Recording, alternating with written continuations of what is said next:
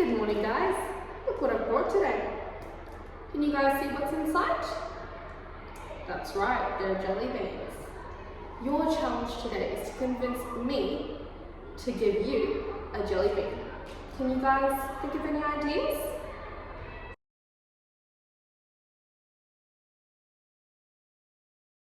That's good. What you've just done there is try to persuade me. That's what our lesson is going to focus on today. Persuasion. More specifically, how we write persuasively. To explore persuasion a little bit further, I brought in this book. It's called Chairs on Strike by Jennifer Jones. Now, just from the cover and the title, what do we think this book might be about? Do we have any predictions?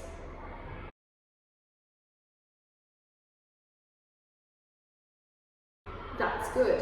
This book is actually about chairs that are going on strike. They're arguing that they've been mistreated by the students in their classroom, and so they're trying to convince them to treat them a little bit differently. They're using persuasion to convince the children to change. That's what we'll be focusing on today. What do we think might make a persuasive text really good? How about text structure?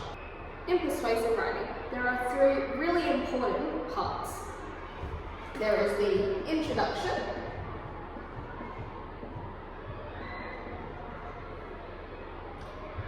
there is the body, and there is the conclusion.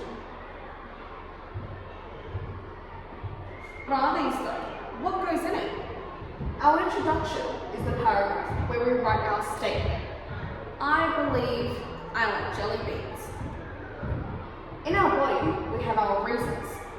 I believe I like jelly beans because they're sweet, they're my favorite food, and they're healthy. Our conclusion is where we summarize our reasons and restate our statement from before. So, I like jelly beans because of reason number 1, 2, and 3. What do we think an easier way of remembering this might be? What's something yummy we all like to eat? Burgers. Here I've got a bunch of burger stuff. Is that a good burger? No. Why not? It's not in the right order. Okay, let's put it in the right order. I like this, there, maybe like this.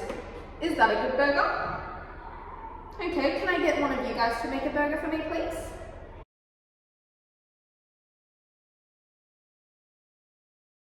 That is a pretty good burger. Good job. Now, what happens if I move stuff around a little bit? What if I got rid of those two?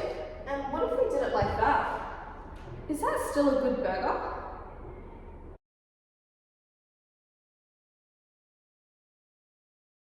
No? Why not? Just like good persuasive writing, our burger has a specific structure it needs to be in for it to be a good burger.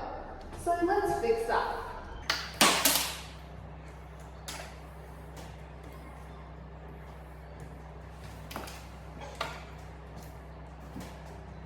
Now, is that a good burger? Yes? Okay.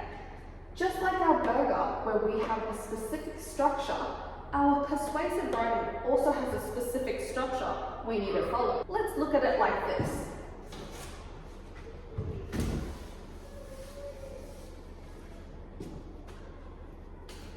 Our top one, that is our introduction.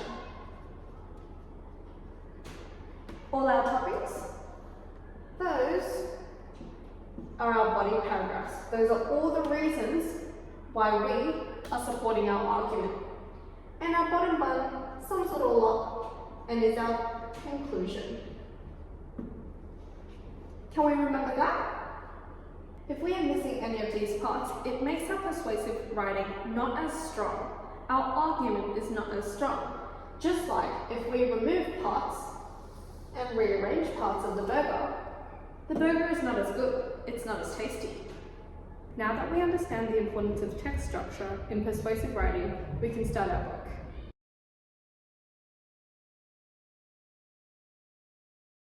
Now that we've finished reading our book, let's answer some questions so we can fill out our burger structure. Starting off with our top one, that is our introduction. In our introduction, we've got our position and we state what we want. So in the book, we found that the chairs wanted to be treated with more respect and they were tired of being mistreated. The next section is our toppings. What goes there? Our body, that's correct. Our body is where we store our three main reasons. In the book, we found that the reason number one was that they were scratched on and drawn on. Reason number two was that students didn't understand how important they are. And reason number three, students are doing dangerous things. For example, swinging. For our bottom bun, that is our conclusion. In our conclusion, we sum up what we want to happen. So, for the chairs, they wanted to be treated with more respect and they were only willing to come back if the children agreed to their terms.